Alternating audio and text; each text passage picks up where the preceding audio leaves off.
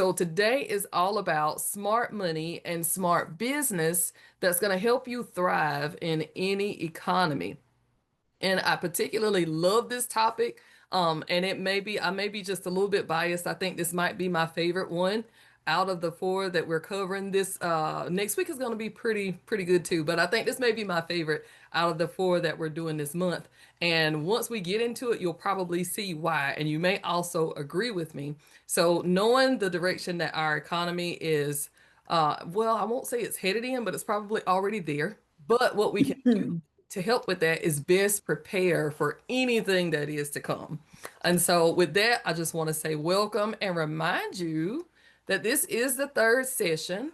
So, the first couple of sessions that we looked at, and if we look at our next slide in session one, we talked about laying the foundations, right? And we talked about those growth hacks, everything that you need to build a strong and scalable business by focusing on systems that save you time and help create consistency. So that was our week one.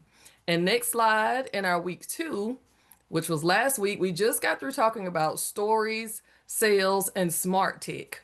Or either we could talk about stories, marketing, and AI is really what that presentation kind of summarized itself into. And that was all about standing out and making sure that you have a magnetic brand. And we looked at breaking down your storytelling abilities and what that looks like and using AI tools to help you automate and like a boss, really, to kind of boss up on that automation.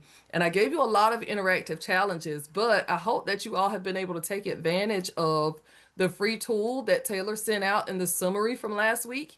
If you have not downloaded it yet, you have until the last day of May to grab that toolkit. It would be very helpful for you in thinking back to our second presentation and moving forward with it. But all right, let's take a look at our next slide. Today's focus is going to look more like this. It's unlocking the mindset and money strategies behind businesses that survive and thrive. So we don't just want one because we're talking about sustainability and growth. So not sustainability at the cost of growth or the other way around. Awesome. I see you, Vanessa. You got it downloaded. Yes, ma'am. But we want to look at sustainability and growth together and what those things look like. Because if we're going to have a lasting business, we've got to have both. So here's a poll I want us to take starting out with. You know, I love for you guys to interact and you ladies. So here's the first question for you. And I want you to drop one or two for me in the comments. Which of these, out of these two questions, feels more challenging to you right now?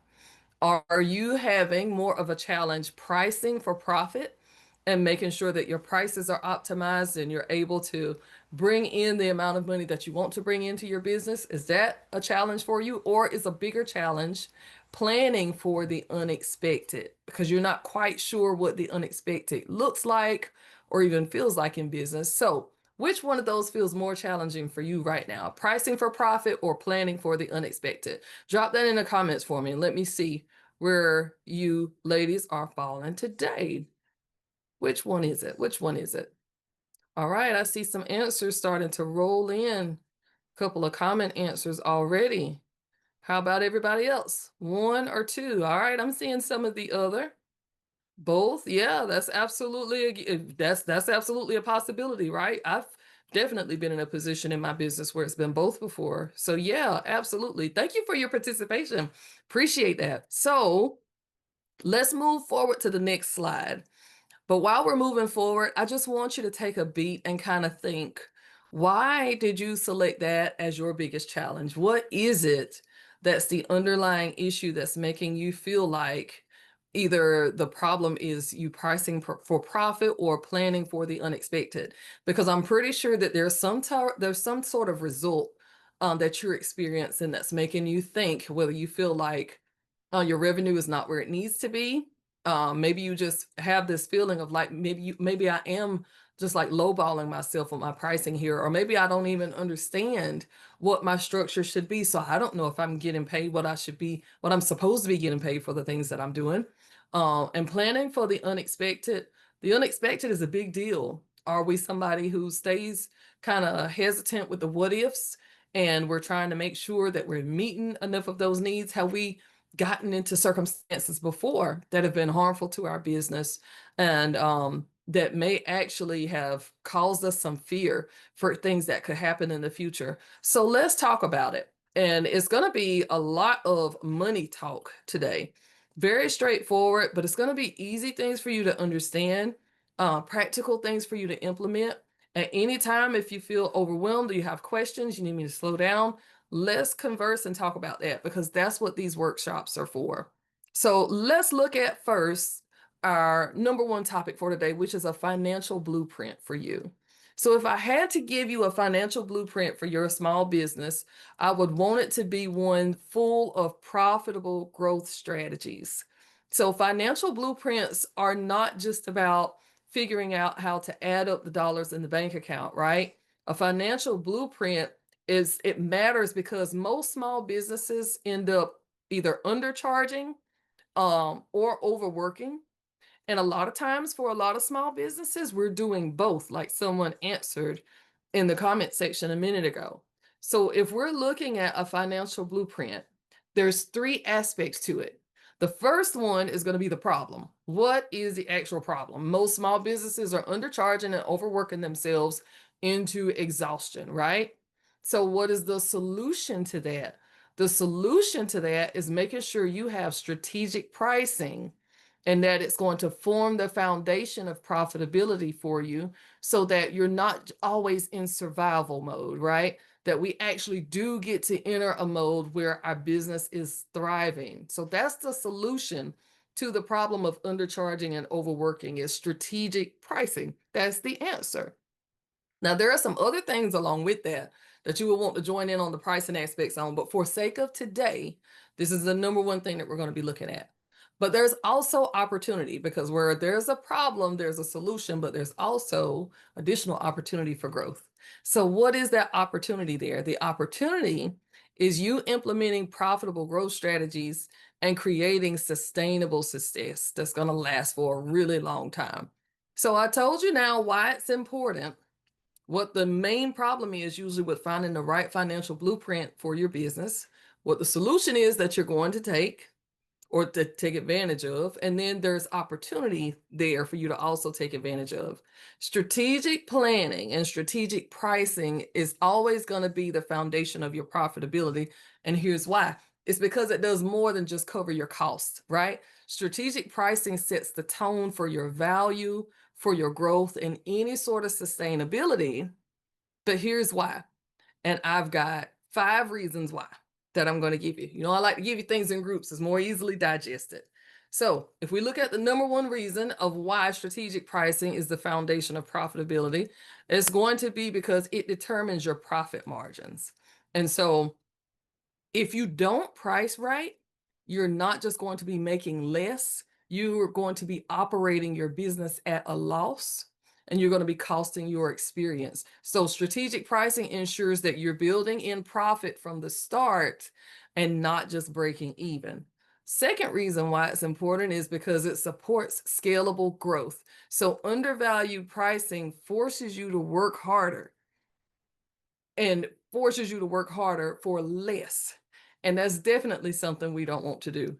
But when your pricing is aligned with your goals, you're empowered to hire help, you'll be empowered to invest in more tools, and you can serve fewer clients, but you can serve them better and still reach the same financial goals without burning out. That's the main goal right there, is to be able to service more. So it communicates value. Your price is going to speak before you do. So strategic pricing says, this is high value, this is premium experience, and this is not for everyone, and that's okay, right?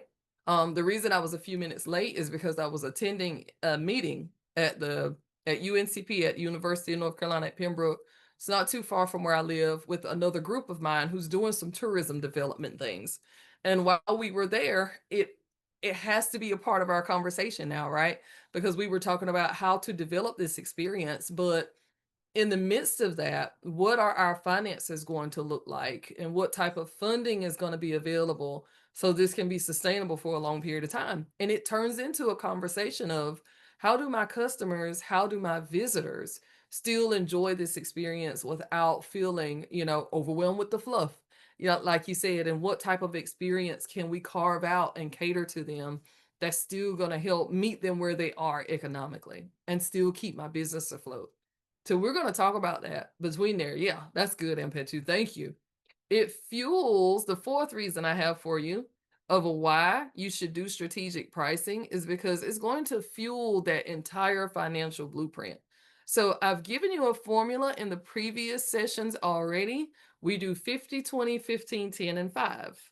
And that's 50% to pay for your expenses, 20% to pay your taxes, 15% to reinvest, 10% to pay yourself, and 5% in savings and rainy day. And we're going to go over that some more. So if you didn't catch it right then, you'll definitely catch it again. So if your pricing does not support some sort of strategy or formula like that one, then you're not going to be able to sustain what's happening in your business. And like Ampetu was pointing out, when you do meet unexpected challenges, what that does is it gives you a baseline for adjustment. And so sometimes you have to adjust and readjust based on economic conditions that we're facing, based on funding that's available to your business. And it could be based on your vision for your business somehow transforming into something different. And I'm going to give you an example of that with myself in the next few minutes.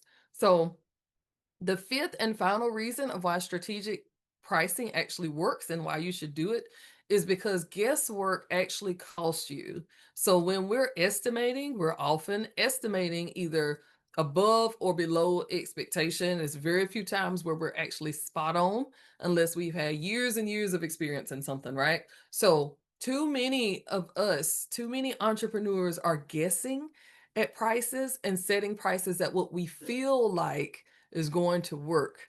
And we attach our guesswork to our emotions that are connected with how we experience money. And if we're doing that, then we're misguiding our business. You know, we're giving ourselves completely misguided steps.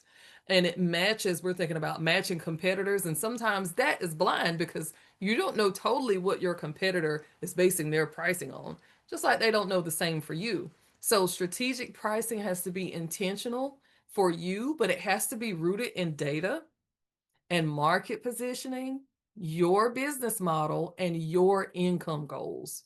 So those things that matter most to you, that's what your pricing, your strategic pricing has to be rooted in. So now we can look at that next slide and let's take a look at how some of us overlook some of these smart pricing actions, right? So if we're looking at smart actions and things that we can do that a lot of entrepreneurs don't know, we talk about, we know what it means, but we honestly don't know what it is for our business. We need to know our break even point. A lot of folks are discussing that, and that you'll hear a lot of people talk about BEP, but there's a lot of entrepreneurs, small business owners who don't know what their break even point is. How do I find out what my break even point is? It is you calculating the monthly amount that you need really to cover all of your expenses. And there's a specific formula that you can do that. If you hang around to the end of this presentation, you guys are getting another free toolkit today, and it's going to be called Smart Money. And it's actually going to include a calculator for you to go in and calculate what your break even point is. Another smart action that's often overlooked with pricing is build in profit first. So think about that. There's that formula again, 50, 20, 15, 10, and 5. We want to break that down. Expenses, taxes, reinvestment, pay, and savings. I got self there, but it should be savings. And then create tiered pricing. Creating tiered pricing is something that we are all capable of doing no matter what industry we're in, no matter what our products or services are. You can often create tiers. And I encourage you to do this. And it helps with some of those things that Ampetu mentioned before with the unexpected. So this is kind of a crossover teaching here. And I'm so glad that you pointed that out early because now I see how it fits into the presentation so much more. So offering low, mid, and high tier options, different levels of purchase options for your customers, your clients, for people that want to come and have your experience. It gives them the freedom to self-select, right? And how much more empowered do you feel as a shopper when you're able to go into somewhere and you see a certain price and you're looking at it going, well, maybe, those shoes are a little bit high for me. I don't know about getting a $500 pair of shoes, but there are other options in the store, right? There are different brands, there are different types. And it's definitely, they got different prices, different labels on them. So how much more empowered do you feel when you actually walk into somewhere or have this experience and you feel like you can confidently afford that experience without jeopardizing something else going on in your life? That is truly empowering a client. And that's how powerful it is when you put your business on a value ladder. And we have lower tier, lower prices. Maybe the quality is even a little bit lower, but that's so, you know what? That's okay. Even if the quality is a little bit different, people understand that they're getting what they pay for. And giving them that freedom to choose by offering options is dynamite. And it's really you taking yourself out of a box, because sometimes we box ourselves in without realizing it, and we're happy that we have this product and this product is worth this much and we're not budging and that's it. But how can you variate that so it meets different needs within your same customer base? It's a very strong concept to think about when we're talking about strategic pricing. Offer tiered pricing, offer package options to people. All right, the next thing you can do that people often forget is add upsells and cross sales. So just like you're adding different tiers and different price levels, you can bundle things, you can add packages together that and I say it like this: bundle slow sellers with fast movers to increase your cart value. So the things that may not sell as well, or the things that you don't see, flying off the shelf, flying off your website, the things within your tourism attraction that people don't tend to maybe kind of float to, but somehow end up there anyway. Figure out how to tie that into some of your faster moving or faster selling and bigger selling, more frequent sellers. So if you've got something that's working well, is getting good attraction, figure out how to bundle in or tie in something that's moving slow. And so it increases cart value, definitely, because they're purchasing more, but it also gives that customer more of an experience with you and makes them feel like they're being given more value, right? So that's the fourth thing that you can do.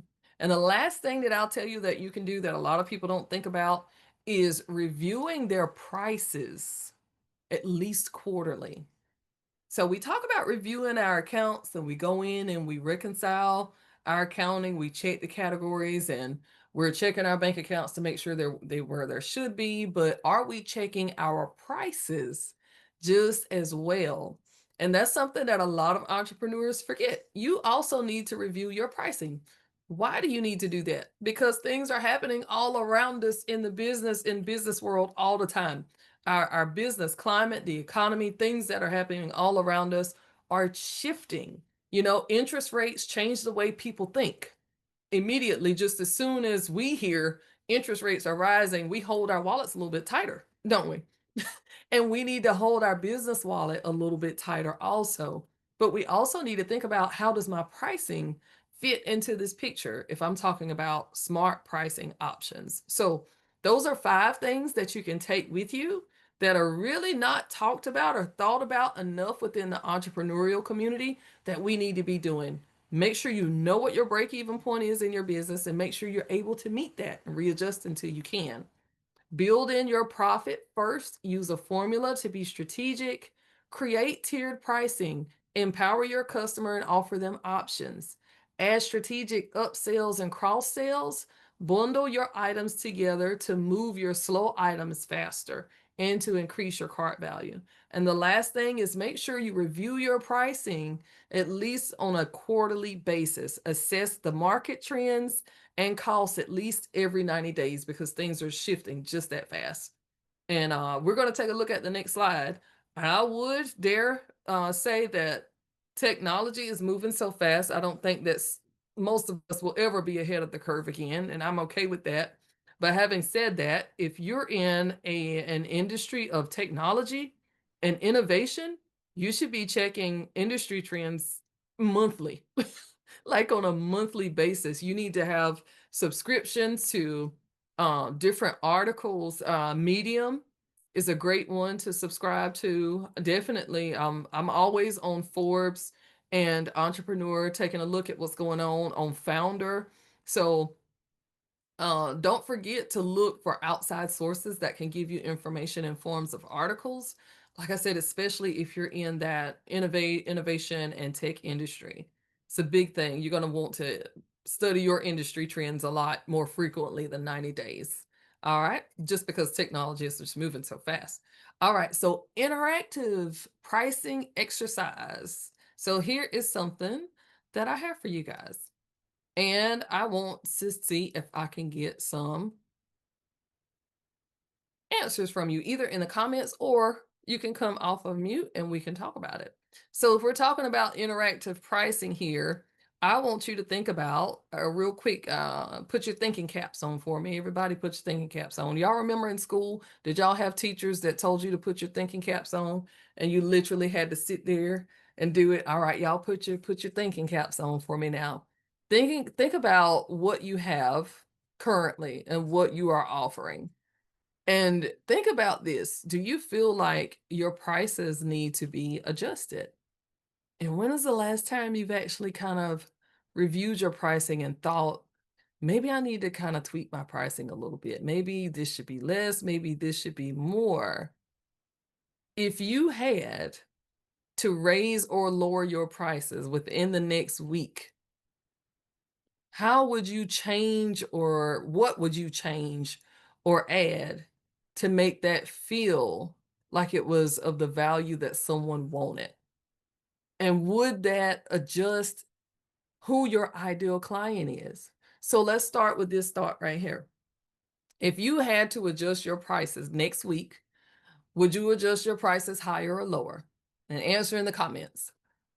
If you had to adjust your prices next week based on, and we're basing this right now on where your prices currently are. If you felt like you needed to adjust your prices within the next week, would you adjust them higher or lower? I'm seeing higher, higher, higher. Wow.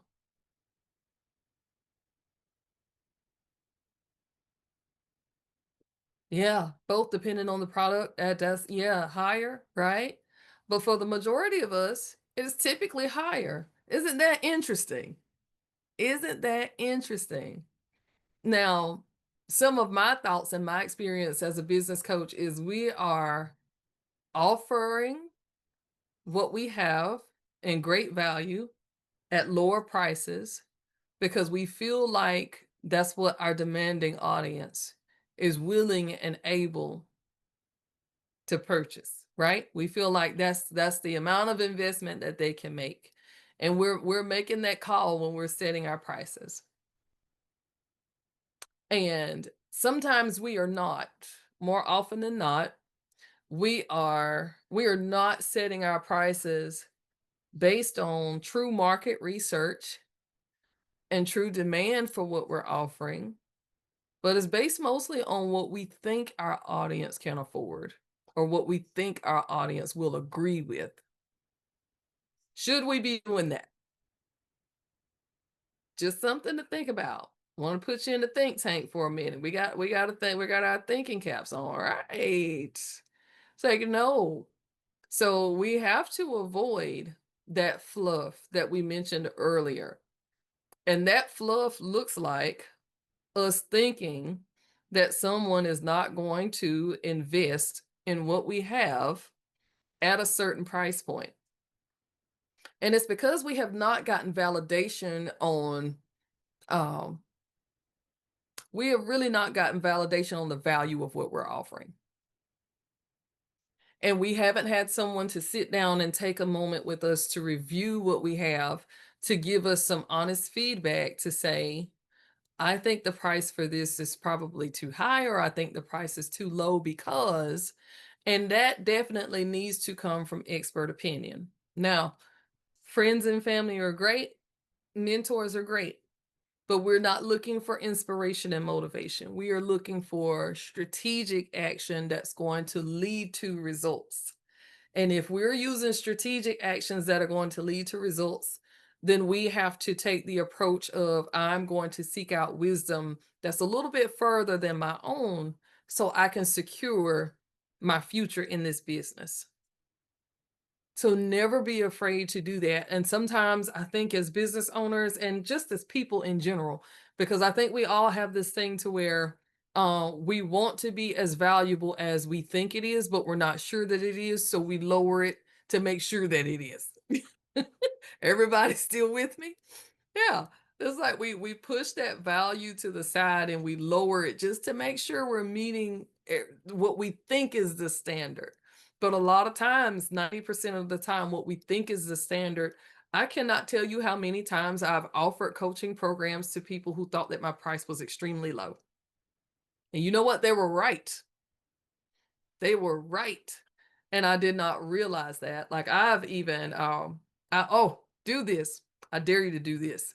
So if you have been using AI for a while, like Chat GPT or Grok, and you've kind of been training it to know you, your persona, it knows about your services and what you're doing, even your prices. Like if you're like me and you're using it to that extent and you're building out systems that can help you in the background. I got bold because I was watching this TikTok video and this girl said, I dare you to ask ChatGPT what are your top 5 flaws in your business. So I got bold enough to do that. And ChatGPT, the number one thing, guess what it told me I was doing? Underpricing. You are underpricing and overworking, and it's making you leak money in certain places in your business. And here's why. And I was like, not me. Not me, but it does, and it happens to us all. So don't feel like you're alone. But here's the thing, we can't stay there, right? We cannot stay there. And the way that you make room for yourself to grow is by taking a strategic approach. You have to think this thing out. You have to get wisdom that's going a little bit beyond what you can understand. So you're actually growing into something. Or if not, we're just going to be staying relative to what we know. And staying relative to what you know is staying in survival mode. That will not take you to a threshold of thriving. So I don't want you to stay in survival mode. And I don't want us to think that sustainability just means I'm staying alive at any cost. All right. That will drain the life out of our businesses. So thank you all for putting your thinking caps on. I'll let you take them off for a minute and relax because I know that's the hard cap to put on sometimes because there's so much going on in life. All right. So let's take a look at the next slide. I got some more really good stuff for you today. So now, if we're looking at thriving in uncertainty, that's the next section. But I'll tell you what, we can stay on this slide. I always like to end each section with Q&A. Anybody have any questions about the first topic of, going back to look and see what it is here in my notes. Anybody have any questions about finding your financial blueprint and creating profitable growth strategies? Just remember, strategic pricing is helping you determine your profit margin. It supports your scalable growth. It communicates your value. It fuels that financial blueprint, and it takes the guesswork, which costs you a ton, costs you a lot, and different options we covered. All right. I'm not seeing or hearing anything. So our second topic here is thriving in uncertainty. And here's that unexpected section that we're going to talk about today. All right. So creating resilient business models and why this matters. Why does it matter that you thrive in uncertainty and that you don't just survive? It matters because the very thought of your business's fragility should kind of keep you on your toes. Our businesses are very fragile. Did y'all know that? What we're doing is very fragile. And we are the bosses of our businesses. We're our own bosses, as people used to really like to say about entrepreneurs. The whole be your own boss concept, it was really popular right as soon, what is it, I would say about 2020, when COVID was about at its worst, was at its high. There was a lot more conversation about being your own boss. And so understanding that is understanding that our businesses are fragile, and that should keep us on our toes a little bit because everything does rely on the business owner. The book truly does stop with you.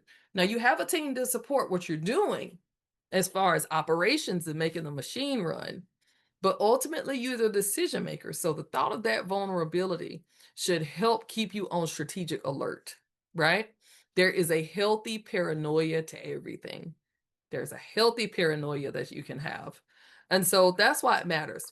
And a fragile mindset that just stays stuck in fear is not going to be able to grow. So I need you to have knowledge of it, but I want you to understand that the opposite of that is making sure your business is crisis proof, because crisis proof businesses make room for legacy. That's exactly what they do.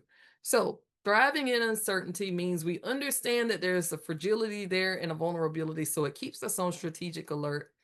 It also reminds us, if we're going to thrive in uncertainty, that our business must be resilient, crisis proof, and you can scale even through challenges. You can still grow during tough times, you know? Your business doesn't have to stay stagnant and just be maintained in the same spot until the storm passes over. Your business can actually be growing through the process. And a lot of people didn't understand that. I know I'm mentioning COVID a couple of times today, and believe it or not, even 5 years, we're still thinking about rebuilding after COVID. So if we're still thinking about that and that resilience, there are a lot of entrepreneurs who were thriving actually during COVID. Some weren't, but there were a lot that were. And part of the reason of why the ones that were is definitely because of the mindset, and they decided to stay the course or create something for themselves and make it happen. But for those who had already had something, they decided to be resilient and to continue to push to scale through the challenge. So that's very possible. You don't have to stay still and maintain and just brace for impact, but you can also brace and climb, you know? If for anybody who's on here, because we're talking about tourism experiences, you know that some trails that you're on require that you have certain shoes on. Sometimes you have to have hiking boots. Sometimes you need boots with spikes. Sometimes you need all sorts of gear depending on where you're climbing. Your business is the same way. Think of that. What am I going to equip my business with? What am I going to clothe my business with to scale through this challenge? Think of it that way. And business legacy. So, a resilient model creates lasting impact beyond just immediate success. So, our mindset should be, it's not just about me surviving now and sustain or maintaining now. It's about me sustaining for a long period of time and growing throughout the process, because we've all got to face processes that we got to learn through. So, next slide. I'm always going to give you things that people don't typically think about. So, if we're thinking about building business resilience, here's some things that you can do. Here's 4 things that you can do that people don't typically think about. Um, and I have done all 4 of these, and I can tell you that they will force you to think outside the box about your business, and it'll help your business grow and it'll help you grow personally. First thing I want you to do is map out your revenue streams. Take a moment to sit down and identify where your money's coming from in your business, and identify, put it in different categories, right? The categories that you're going to put it in are, uh, out of the revenue streams that I have, what's active, what's passive, what's recurring, and what's possibly seasonal. So I have literally taken whiteboards. I have gotten purchased pieces of poster boards from the dollar store, put them up in the wall, and literally put different revenue streams on each poster board and categorized them and said, this is where this money's coming from. This is where this money's coming from. This one, this one. Map out your revenue streams. You need to be able to see that and not just think about it. I know it's in your head and I know it's happening and your hands are doing it and the business is doing it, but where is the money coming from? Right? Is it coming from services, products? Is it coming from you teaching courses? Is it coming from you offering some sort of tourism experience? Map out all your revenue streams. And I just mean write them down. Balance your portfolio. So aim for at least 3 different revenue streams. If you only have just active revenue, you're selling something and getting paid immediately back, and it has to do with you manually putting work into it, that's active, right? That's only one type of revenue stream. Strive to have at least 3: active, passive, recurring, or seasonal. Strive to have at least those 3. Those will give you good balance, right? Cash reserve strategy. That 5% that's at the end of that money formula that I've been giving y'all, make sure you're setting aside 5% of everything that you generate in revenue for rainy days and emergencies. That's a resilience fund, right? That's what that resilience fund looks like. That's where it comes from. That's where you put it. Separate your savings. That's a big deal.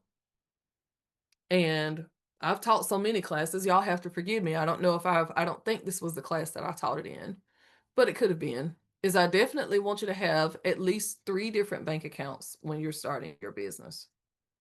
So the first one is an operational account, and the second one is a savings account that you're going to put your tax money in. And the third is another savings account, which can be like a high yield savings, a money market, a CD, but a separate savings. And that's where that cash reserve goes, right? Making sure we're saving and we're diversifying our savings. You really can't do a whole lot with operations because it's a very active account. You got to pay bills out of it. You're putting money into it. And that's your money that's moving, right? It's constantly moving. Now, that tax money and that cash reserve money, it's not moving. So while while it's sitting there, it needs to be working for you. So diversify those savings. Those are things that a lot of entrepreneurs don't think about, especially when they're just starting out. Or even I've known some entrepreneurs that have been in business for a while and they're not thinking about ways to balance out their portfolio of revenue streams and how they can diversify their savings account so they can come back to it later and it actually be working and achieving things for them. So, next slide. And don't forget now, if y'all have any questions, comments, or anything while we're moving along, please feel free to come off mute and ask or drop it in the comments and we'll address it. So, talking about diversification, your savings isn't the only thing that I want you to understand that needs to be diversified. You also need a diverse client base. Now, that sounds different from usually, if you've heard my teachings before, that's going to sound different from me saying, I want you to niche down, I want you to focus on a target audience, target market, identify those people, lock in with them. That's great. I'm not saying don't do that. What I'm saying is how can you tap in to different people within that client base?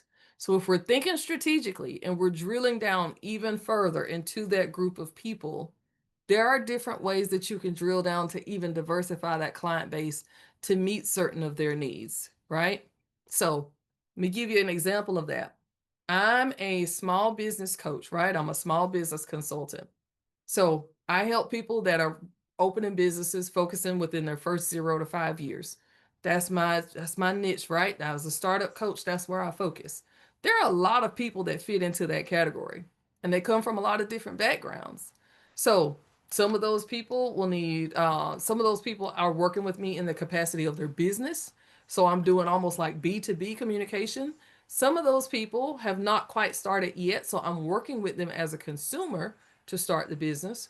So as business to consumer, if you're someone who has a retail business, some of the things that you can think about is online and in-person markets.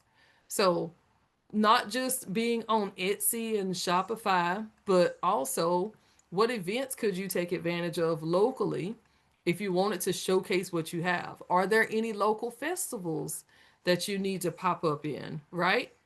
Vending at any type of niche expos, things like that.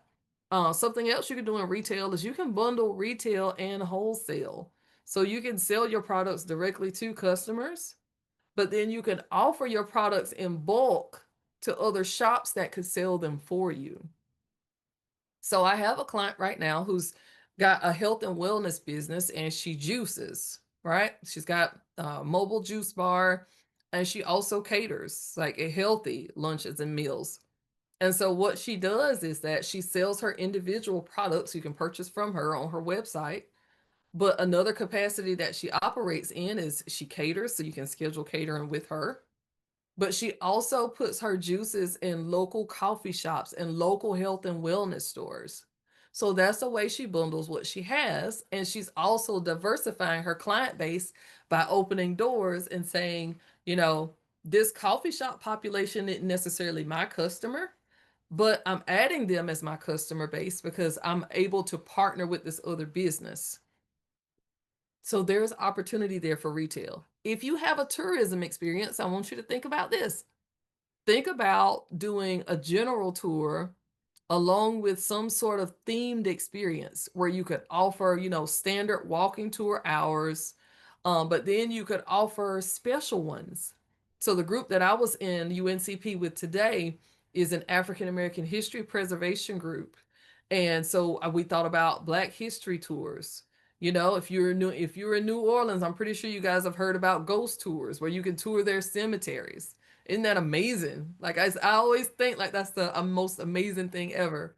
Culinary tours are so fun. If you've never been on a culinary tour, you definitely need to take one. You'll be full by the time it's finished.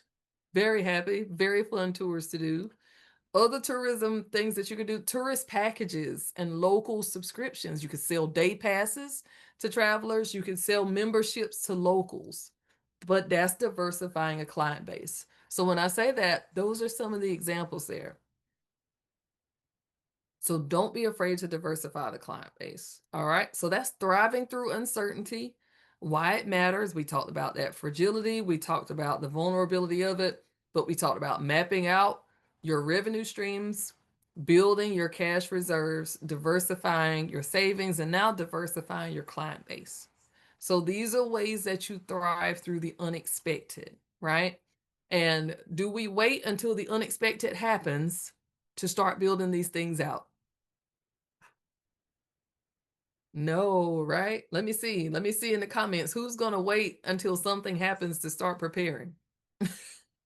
Are we going to do no, right? That's right. No, we are not going to do that. So, when do I know that's right? Not me and no in all caps. So, who's going to start preparing now? Let me see. Who's going to start preparing now? Yes, absolutely. And you know what? Real quick, I'm also putting in the comments, right? And definitely, yes, we started working on it yesterday, right? And pay to like we're already working on it. So very awesome, folks. All right, so that ends. Let me see, is that going to end, or do I have some more for you there? Oh, I got contingency plans. All right, go to the next slide for me, please, ladies. All right. Everybody talks about contingency plans, succession plans. What do we do? What happens next? What's your what if plan? So you told me that you were going to start planning. And here's some things to think about when you are planning. What's going to happen if you cannot work within the next 30 days? What happens? What happens? How will you handle inclement weather shutting down your operations? What's your plan for internet outages or website problems?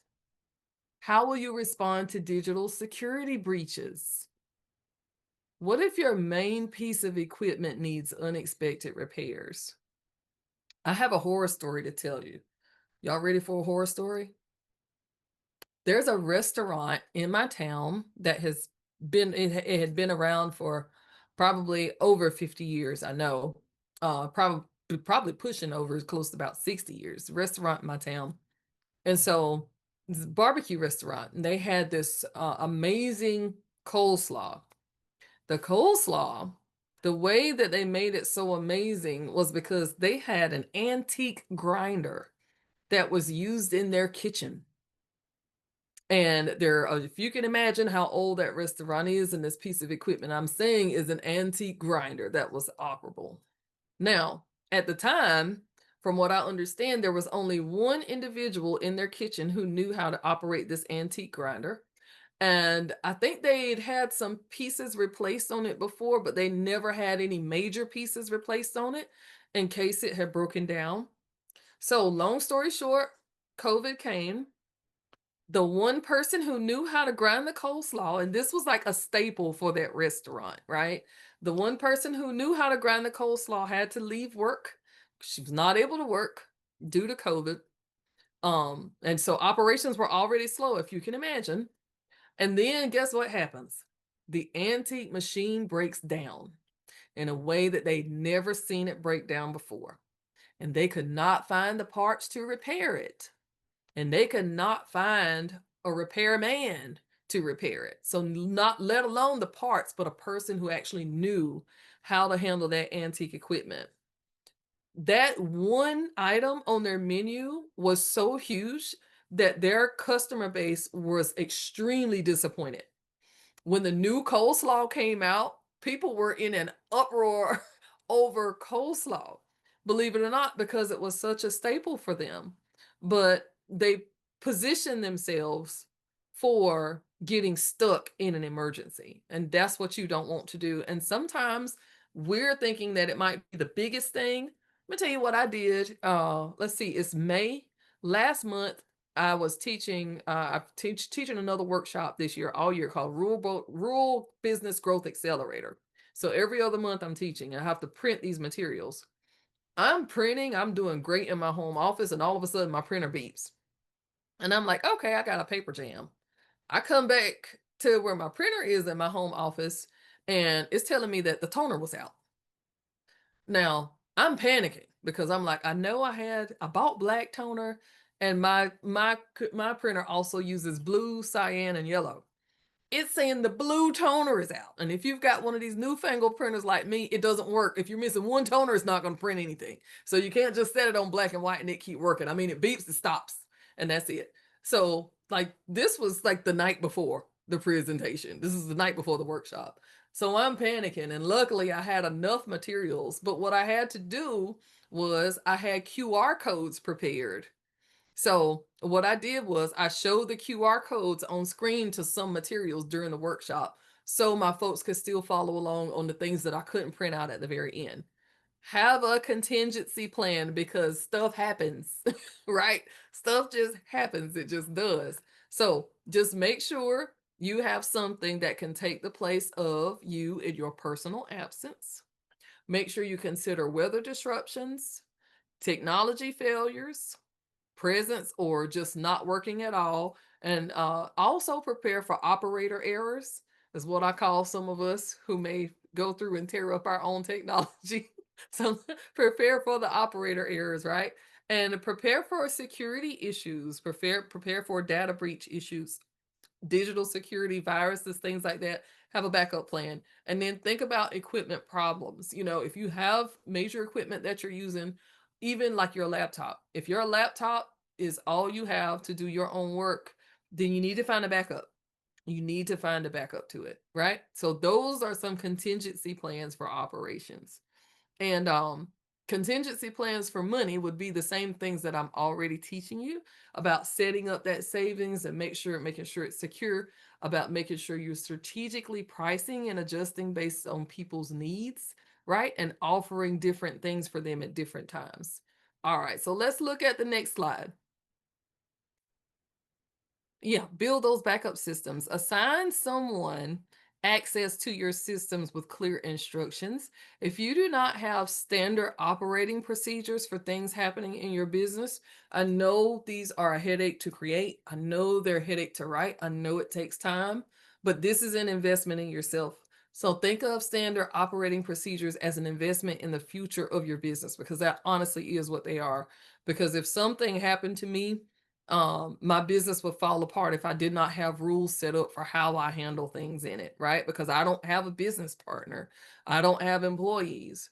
And so if I did not have systems set up to alert people that something is going on and tell someone, I need you to pull this button or push this door, or do whatever, if I'm out of commission, then that's a red flag. You've got to have that. So even small issues like running out of toner can lead to lost opportunities. And don't let that happen to you. Have you a backup system built up and think about the areas where you need that most. When you're ready to talk about what that backup system needs to be, I want you to schedule one-on-one counseling with Uplift so you can get someone to help you think through that process. All right. Next slide. Invest in your own development. That is part of this contingency plan here. Your business doesn't grow if you don't grow. So you've got to have a future-proof mindset and develop your leadership thinking before you start upgrading your brand. or else you'll be trying to level up a business that you feel like you can't keep up with. And that's very exhausting, right? Continuous learning is important. So make sure that some of that reinvestment, that 15% that you're putting back into the business, some of that 15% goes here in your continuous learning. It's a reinvestment in the business. So don't use your payroll to do this. Take this from that 15% to do that. Allocate funds for training and coaching. Allocate funds for conferences. And Uplift does a great job of doing that. So they set a really good example with making sure that there's allocation for training, expansion, coaching, and conferences to send their teams to places to continue to learn and grow. All right. And you have to do that for yourself as a business owner and for the people who are going through your experience, right? Because if you've got a tourism experience, say you're teaching cultural history and things are changing about the history of what you have already developed, you want to keep people abreast of what's real, of the actual facts. So you have to keep learning about that. Innovation budget, right? That's reinvestment again. So when we're talking about this particular development for you, this comes from that 15%. So how can you innovate things within your budget to help you reinvest in the business? What else could you do besides making sure you're taking courses and you're doing your continuous learning and you're developing your own leadership thinking? So think innovatively here. All right, next slide. Crisis proofing exercise. When these things happen, there's usually 4 areas where we look at crisis types that happen in our business. And there are small steps, which are short term solutions, and then there are strategies, which are long term solutions. So, our 4 areas of crisis are usually in finances, operations, in our industry or market, and personal crisis. Those are the 4 areas of usually where which we're challenged with something that we have to figure out to make this thing work. So what's the short-term solution for going through financial crisis? You will definitely, if you don't have an emergency fund, you need to start one. And you don't want to wait again until you're in the crisis to do this. So short-term solutions, this is what you should be definitely working on now if you don't already have it established. Start your emergency fund. For operations, crisis and operations, you want to document your key processes. That's that's standard operating procedures, those SOPs. For market crisis, you want to take surveys from your customers and study your customer feedback. Understand it and know what these folks are saying. For personal crisis, you just want to make sure you're prioritizing self-care. Those are our short-term solutions, right? Now, what do long-term solutions like if we're thinking strategies for how to make these things even better? So if you're already doing these things, I want you to level up and you start doing this. Your long-term strategies, your long-term solutions for financial crisis are building up a 6-month reserve. Build up to 6 months of what you would need to take care of that business, for the business to pay for itself and for you to fulfill everything as far as savings and payroll. You should have 6 months of that in reserve. That's a long-term goal. That's a strategy for you. Before I left my 9 to 5 last year, I put myself on a 2-year succession plan. And I literally exited my job for 2 years, not just 2 weeks, because I put myself on a plan to let me build up this much in cash reserves. Let me have these partnerships established. Let me have these things established in my business before I go. So it's long-term strategic planning. Operationally, what you're going to do, and I'm plugging up my laptop, you guys, so I won't lose you. Now, operationally, our long-term strategy is going to look like this. You're going to train someone. You're going to share your information with someone that you trust that can at least keep your operations running temporarily until a solution can be made long term, right? But you've got to train someone, or you've got to select someone and help them understand in the event that something happens to me or happens to my business, here's what's going on. Here's what I've been thinking futuristically, and here's what's happened. So someone should know your story. And remember, we talked about storytelling. So you should know, you should have your pitch, you should have your brand story. That leads into this conversation really well. and helps this individual understand this can be anybody that you want it to be. So it can be professional, it can be a personal contact, but it has to leave just you. Okay. Got to leave you. That's your long term strategy for success. If you've got a crisis in your industry or in your market, you need to develop new offerings. AI has forced a lot of people to do this who were not thinking about it before, right? Because AI is doing so many things. I've even heard recently that Duolingo was laying off the majority of their employees to just what how do you say, to just kind of put AI on the platform and let AI run everything. And there have been so many content creators, so many creators in general, that have had to step away from their jobs because of the huge AI transition that we're undergoing, our huge technological changes. So develop new offerings, stay relevant in your market. That's how you do it. If you've got personal crisis, our long-term strategy for that is to build a support network. So who's your circle, right? We've got to have a very close knit, supportive circle, not just friends. It can be business, it can be stakeholders, but have a really great circle of folks, right? That's super important. All right, what's our next slide, Taylor? All right, and we're going, I want to actually end with breakout groups today and just get some quick feedback, but go to the next one for me, if you will, please, Miss Taylor. All right, revenue confidence plan. Let me talk to you about this one before we end in breakout groups. And breakout groups won't take long, but I definitely want to hear from you. And this third topic won't take a very long time either. So, revenue confidence, right? So I talked about before how sometimes our financial decisions are, well, most of the time, they're based on what we're feeling emotionally and how we attach our prices and what we're doing. And I think we've all had this admission to we're probably not valuing ourselves enough and letting that reflect in the prices for our product, services, experience. So, with that being said, I knew that I had to help you understand revenue confidence, right? So here's a plan to help you become revenue confident.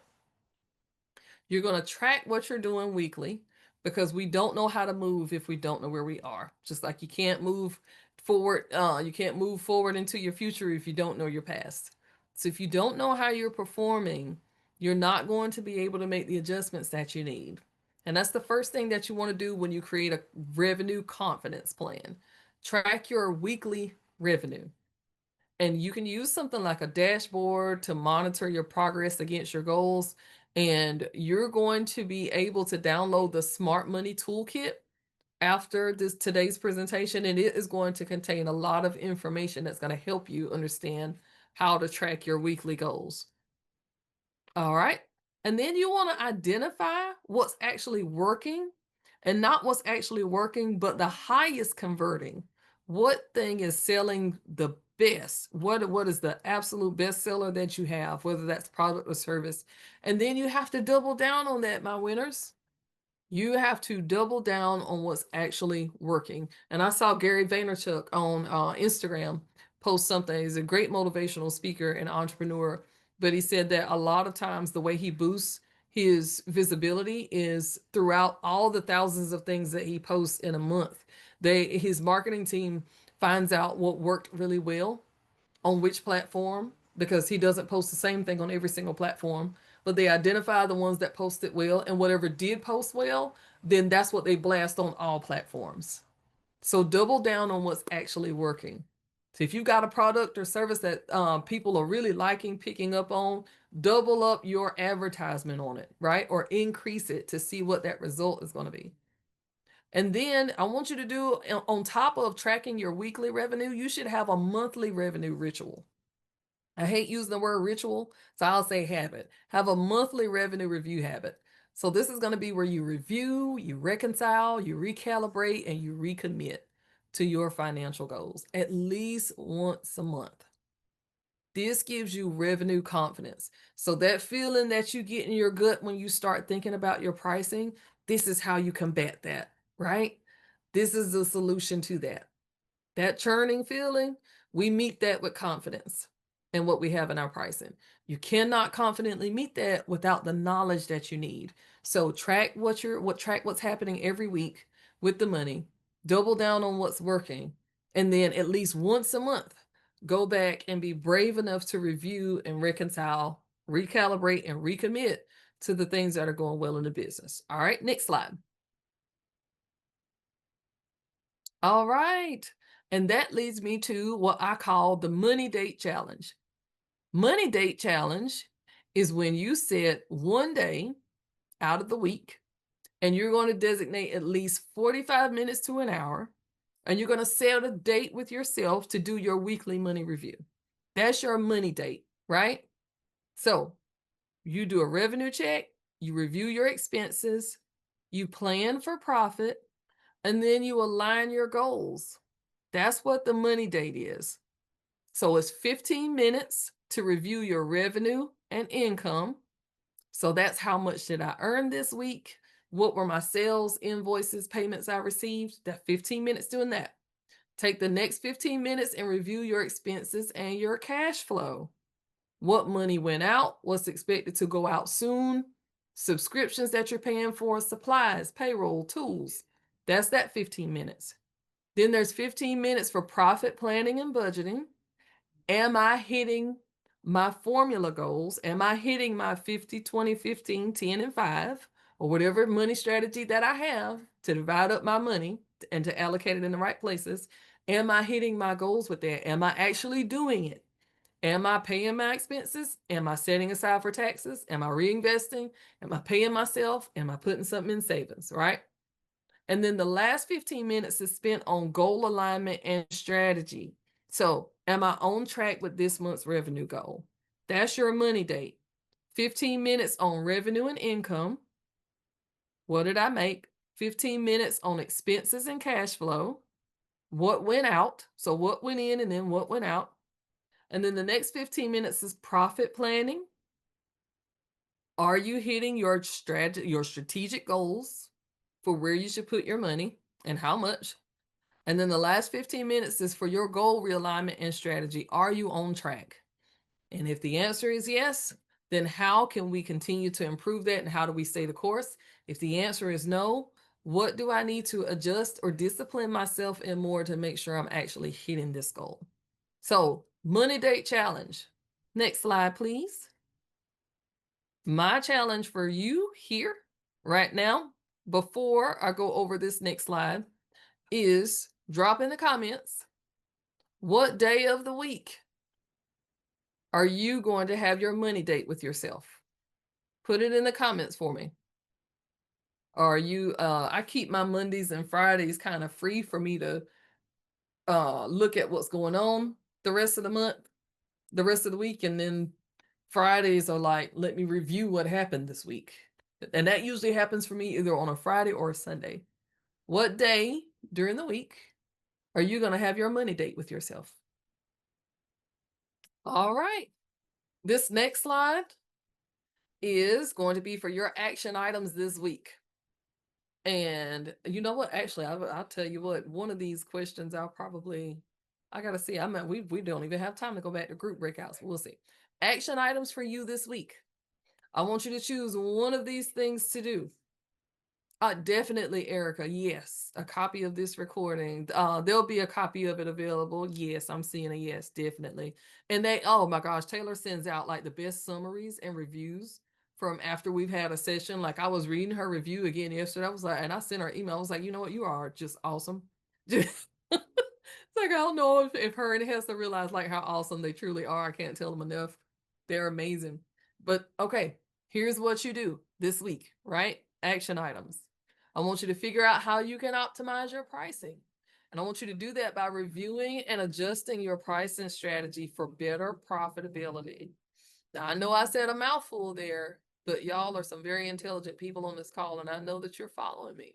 So now that we've talked about where your prices are and how it looks like the majority of you understand that your prices should be higher. So I want you to go back and think about now, how can I optimize my pricing or make it better? So let me review my prices, which you got to be doing every 90 days now after this call. You can't say you don't know, because when you know better, you do better. So now you know. So review and adjust your pricing strategy for better profitability. So you're making not just more money, but better money. That makes sense. You can make better money. I say it like that. And you can handle it better. All right. Find out what your break even point is. And that break even point is making sure you are at a place where all of your expenses are covered. What is your break even point? And that's usually how much it takes you to create. How much does it cost you to create what you sell? And any other expenses that you have to cover to make that happen in your operations. How much money do you have to make to cover all of those costs? Find out what your break even point is.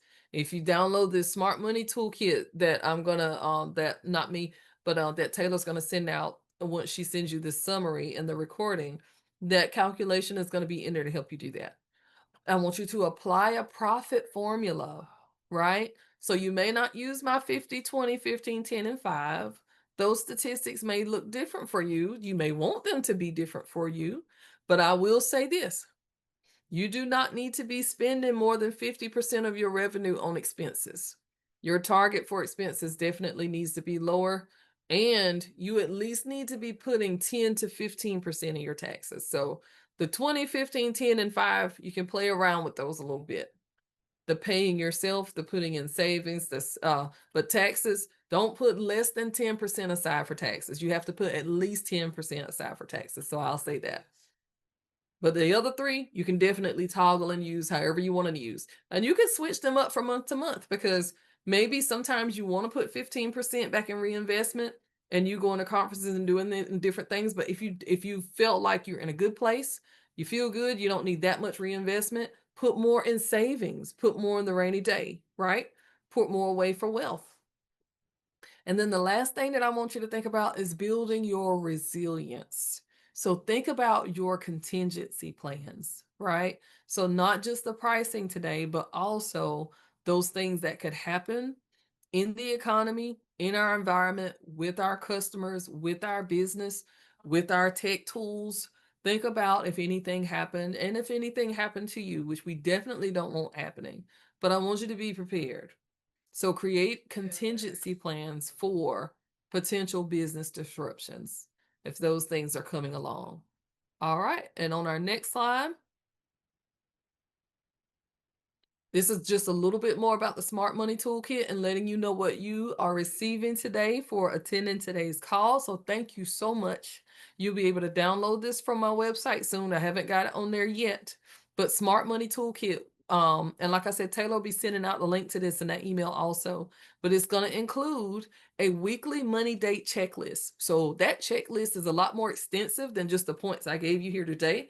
I gave you the main points, but there are subtopics to go along with each one to help you know exactly. This is really helpful, because when you're sitting there trying to review your money every week, there's a lot of things that you're firing off on all cylinders thinking about, but there are a specific set of things that you need to look at. And so I've highlighted those things for you. So it tells you the exact things that you need to check off when you're looking at your money every week, right? And what formulas you need to use to do that. A pricing planner is in there for you that's going to help you calculate what profitable pricing is going to be great for you, and using your own strategic pricing formula.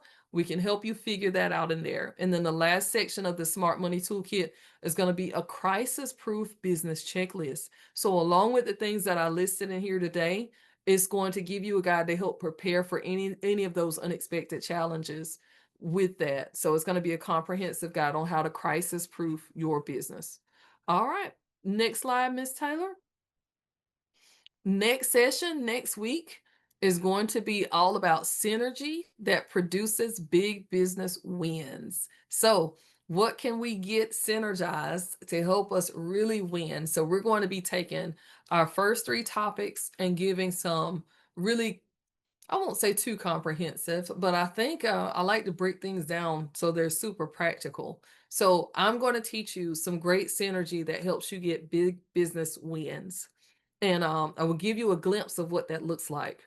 I recently, not recently, it took me about a year, maybe a little over a year to make sure I positioned my business for government contracting, right? My consulting business. And so in the midst of that, I met a colleague through the Apex Center, was able to secure some certificates for my Hub Zone, my economically disadvantaged woman owned business certification, and my woman owned business certification. And I'm going to be pursuing 8A. But long story short, we created a synergy between me and that representative that used to be at Apex. And there's going to be a new product that we're going to design for veterans. So I've got some great things for you about how to use synergy and how to take partnerships and create big business opportunities for yourself. And then, of course, as always, one-on-one counseling is available. So please respond to Miss Taylor through her emails and let her know if you need that counseling. If you have Hessa's information, you can reach out to her as well. And Simon and Carol also, they're a great, great, great team of people that are here to support you. So connect with an Uplift team member for personalized guidance. Super important. And additional resources. You have access to more tools than you can dream of to help you reach your business goals. So not only will they provide the counseling, but we have tools that we can actually put in your hands to do this. So that's our next steps. And then our last slide for today is just going to be me showing you, well, not really showing you, I guess telling you. Yeah, I thought it was a slide, but it says it on the bottom here. So that's my gratitude, and it should not be in 5 print because I thank you real big. It shouldn't be in 5 print. It's like in 7 point font down there on the bottom. But it says, thank you for joining our third session today for business sustainability and growth. And this is an amazing series that Uplifts has put together that I'm so happy to be teaching. I'm glad to have all of you on here. And I know it's 1:31. Did anybody have any questions, comments, suggestions before we leave today?